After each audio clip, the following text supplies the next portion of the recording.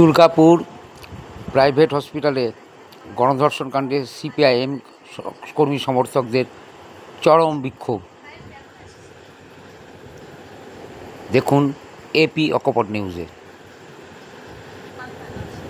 সকলের সাথে সমাজের মাঝে এপি অকপট আছে।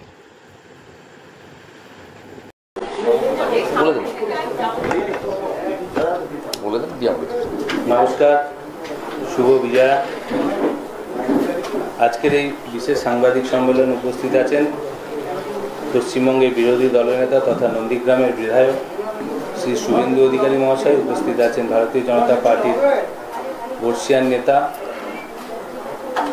এক্স বিধায়ক শ্রী তাপস রায়।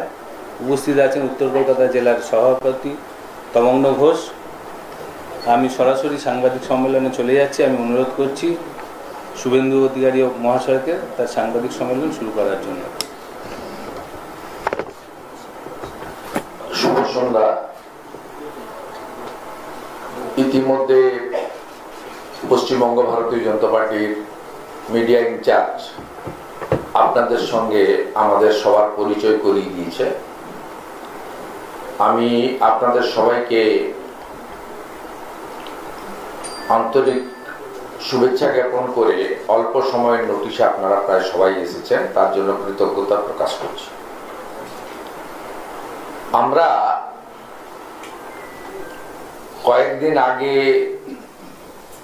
দেবী দুর্গার পূজা শেষ করলাম এবং স্বামী বিবেকানন্দের প্রচলিত বেলুর মঠ ও মিশন সহ বহু জায়গায় আমরা কুমারী পূজা অর্থাৎ কন্যা পূজাও করলাম। এর বাইরেও নবরাত্রির 9 দিন দেবীর 9টা স্বরূপের পূজা এবং তার যা সনাতন রীতি মেনে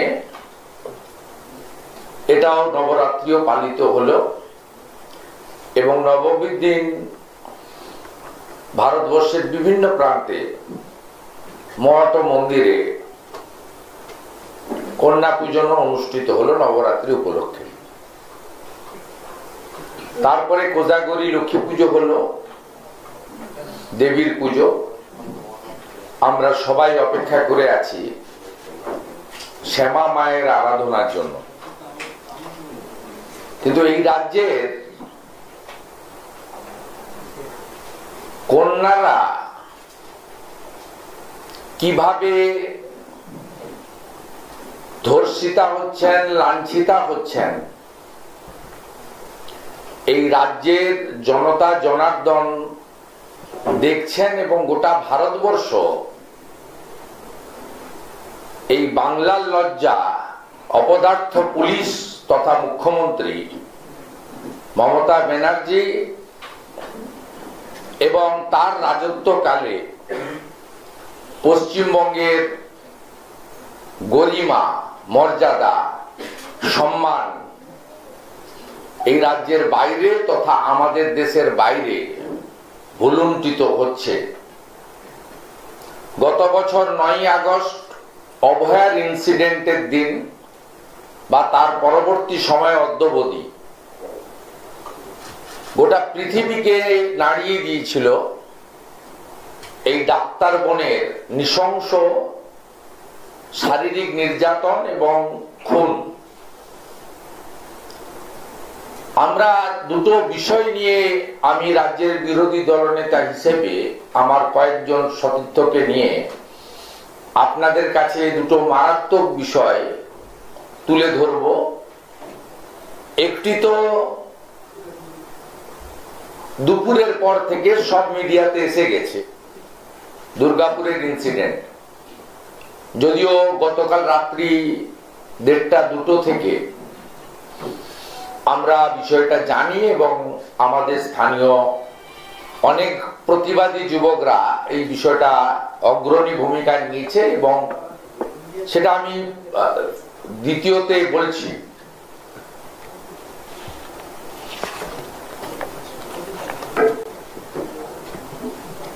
আমাদের জলপাইগুড়ি জেলার রাজগঞ্জে একটি রাজবংশী পরিবারের, যেহেতু ভিকটিমের পরিচয় এবং তার গার্ডিয়ানদের পরিচয় প্রকাশ করা যায় না, গ্রামের নাম বানিয়াপাড়া, পোস্ট অফিস ফুটকিপাড়া, থানা রাজগঞ্জ, জেলা জলপাইগুড়ি। ক্লাস 7-এর ছাত্রী, বয়স 13 বছর। তাকে ধর্ষণ করে তার যে ক্ষতি করেছেন এই ব্যক্তির নাম হচ্ছে ডালিম মোহাম্মদ। তার বয়স 61।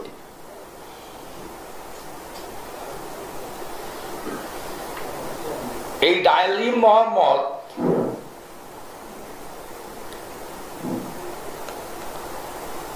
এই ছোট্ট ফুটফুটে কন্যাটিকে শুধু ধর্ষণ করা নয়, তিনি যখন রাজগঞ্জ গ্রামীণ হসপিটালে যান পেটের ব্যথা নিয়ে, ডাক্তারবাবু তাকে জিজ্ঞেস করেন, মা তোমার এই সর্বনাশটা কে করেছে?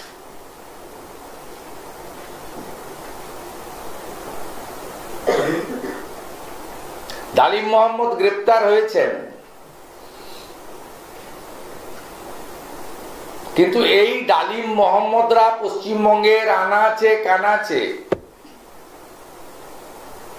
বেপরোয়া ভাবে ঘুরে বেড়াচ্ছে।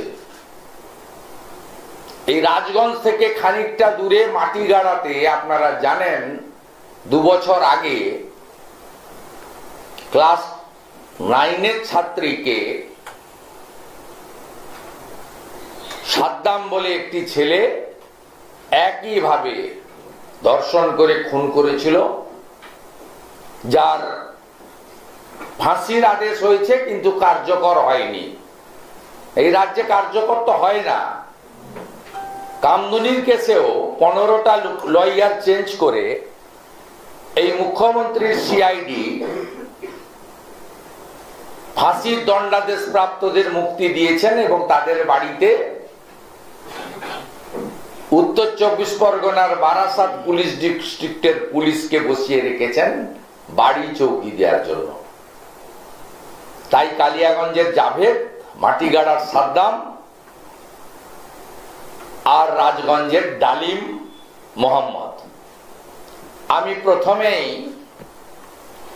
তার পিতৃদেবকে, তিনি আমার কাছে যে আবেদনটা করেছেন এবং আমাকে এফআইআর এর কপি সহ সমস্ত তথ্য দিয়েছেন, শুধু ভার্সনটা আপনাদের দিচ্ছি, মুখটা হেজি করা আছে, প্রোটোকল মেনে মুখটা হেজি করা আছে, ভার্সনটা আপনারা শুনে নেন।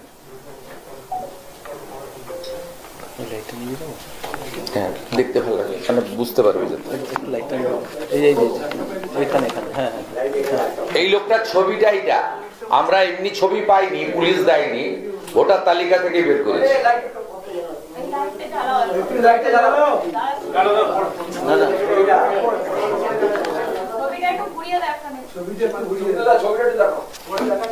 এটা ডালিম মোহাম্মদের ছবি।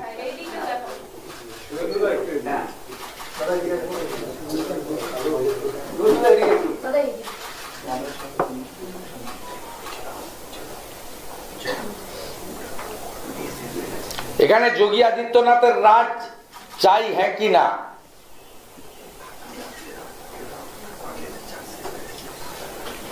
এদের তো জমা নিয়ে খরচ করে দেওয়া উচিত ছিল সঙ্গে সঙ্গে।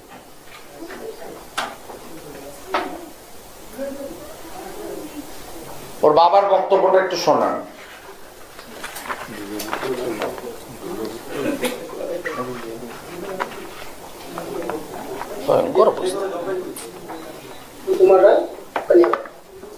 আমার একটা ছোট মেয়ে ক্লাস 7-এ পড়ে, ওই মেয়েটাকে ধর্ষণ করলো একটা মুসলিম বুড়ো। মেয়েটার আমার ভবিষ্যৎটা নষ্ট করে দিল। এটার বিচার সুবিধা আপনার কাছে আমি হাত জোর করে বলতেছি যে ওই পুরোটা যত ফাঁসি হয়, মেয়ের বাবা হয়ে আমি এটা আপনার কাছে অনুরোধ রাখলাম। স্টপ। জালিদা না, আমরা আচ্ছা দ্বিতীয়টা দিচ্ছি। সেকেন্ড ইনসিডেন্ট আপনারা জানেন যে কালকে ঘটেছে আমাদের দুর্গাপুর আইকিউ সিটি হসপিটালে, মেডিকেল কলেজ দুর্গাপুরে সেকেন্ড ইয়ার এমবিবিএস এর ছাত্রী, তার পিতৃদেবের সঙ্গে আমার একাধিকবার কথা হয়েছে। এফআইআর লজ হয়েছে, এটা হচ্ছে এফআইআর এর কপি।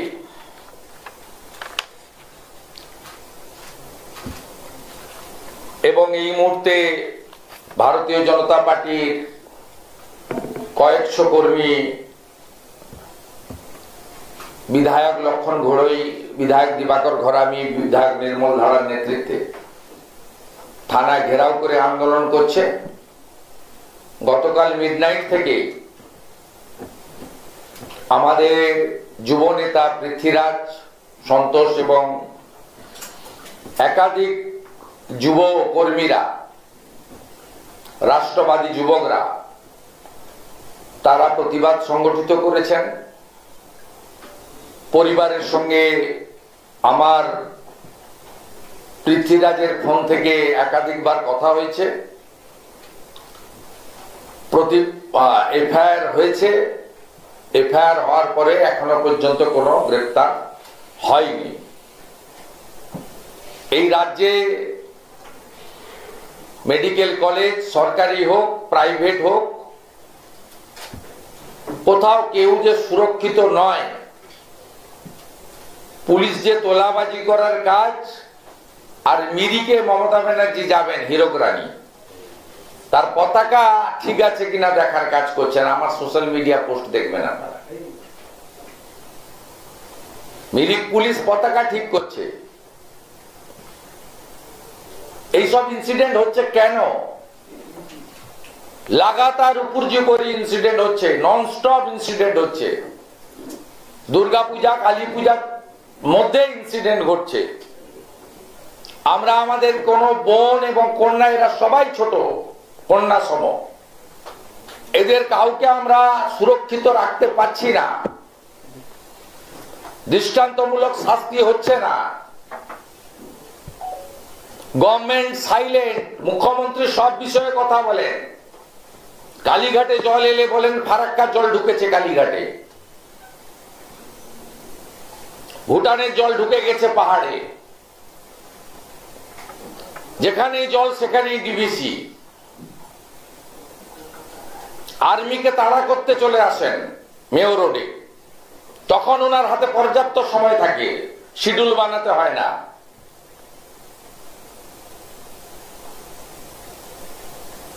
ফিরহাদ হাকিমরা গ্রেপ্তার হলে তখন ওনার শিডিউল লাগে না, তিনি নিজাম প্যালেসে এসে বসে পড়েন 5 ঘন্টা। রাজীব কুমারের বাড়িতে সিবিআই গেলে তখন ওনার শিডিউল লাগে না, তখন সব ছেড়ে দিয়ে তিনি ধর্মতলায় চলে আসেন মুখ্য সচিবকে নিয়ে।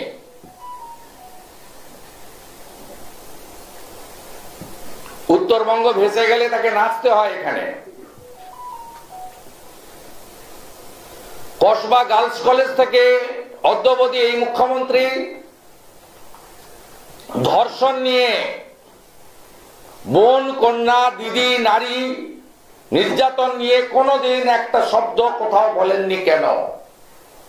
শেষ আমরা শুনেছিলাম অভয়ের ঘটনায় 14ই আগস্ট 2024 বিহালাতে ফ্রিডম এট মিডনাইটের অনুষ্ঠানে ওর বাবা মা চাইলে তো আমি 10 লাখ দিতেই পারি। তারপর থেকে উনার মুখ থেকে কোনো কথা শোনা যায়নি। রাজগঞ্জের রাজবংশী পরিবারের এই ছোট্ট কন্যার সর্বনাশকারী ডালিম মোহাম্মদ, মুখ্যমন্ত্রী বিবৃতি চাই।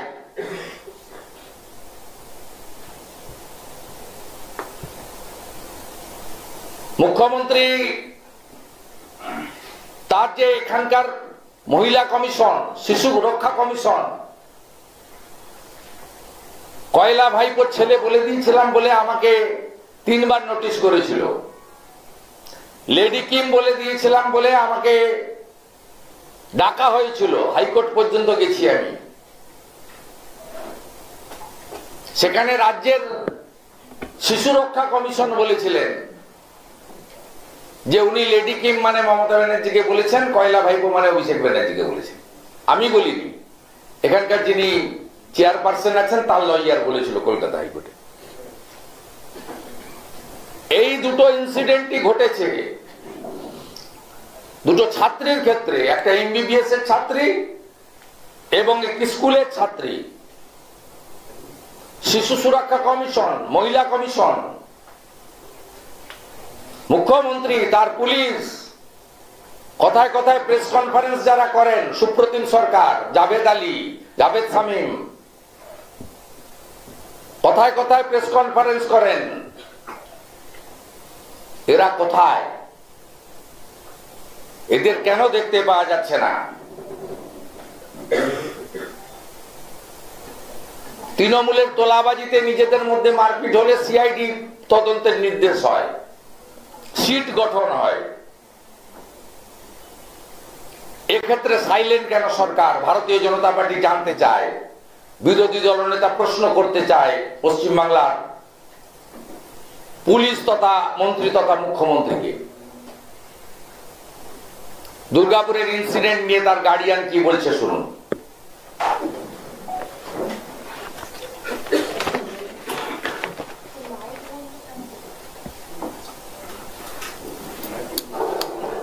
আমার মেয়ে আইকিউসিটি কলেজে পড়তো, সেকেন্ড ইয়ার। ওদের একটা বন্ধু ওয়াসি বলি বলে একটা ছেলে আছে, ও বললো আজকে গুপচুপ খাবো, এখানে চলো, সেখানে গুপচুপ খাবো, 200 টাকা নিয়ে আয়। যখন 200 টাকা নিয়ে এলো, ওকে 3 জন ছেলে ফলো করতো। তো ফলো করতো, একজন ওকে রেপ করতো, ও জলদি পালিয়ে এলো, তারপরে আবার গেল। ওইভাবে করে ওই ছেলেটা জিহাদি হলি ফাঁসিয়ে দিয়েছে আমার মেয়েকে। আরেকবার রিপিট করুন, আরেকবার রিপিট করুন ভাই, নামটা শোনা দরকার আছে। ওটাও ডালিম মোহাম্মদ। আমার মেয়ে আইকিউসিটি কলেজে পড়তো, সেকেন্ড ইয়ার। ওদের একটা বন্ধু ওয়াসি বলি বলে একটা ছেলে আছে, ও বললো আজকে গুপচুপ খাবো, এখানে চলো, সেখানে গুপচুপ খাবো, 200 টাকা নিয়ে আয়। যখন 200 টাকা নিয়ে এলো, ওকে 3 জন ছেলে ফলো করতো। তো ফলো করতো, একজন এই অংশের সৌজন্যে অমৃত শাড়ি মহল, 4 টাউন প্ল্যাটফর্ম, রেল কেবিনের পাশে শাড়ির সম্ভার। শারদ শুভেচ্ছায় কাকলি জুয়েলার্স, চাকদহ থানার মোড়। হলমার্ক গহনার বিশ্বস্ত প্রতিষ্ঠান, আজই আসুন কাকলি জুয়েলার্স। সুচিকিৎসার বিশ্বস্ত প্রতিষ্ঠান ঘোষ মেডিকেল, পালেশ্বরী সুপারমার্কেট, পালপাড়া। অর্শ রোগের ধন্বন্তরী চিকিৎসা, আজই আসুন RM যোগ অ্যান্ড আয়ুর হেলথ কেয়ার। সম্পূর্ণ সুচিকিৎসার জন্য আজই আসুন।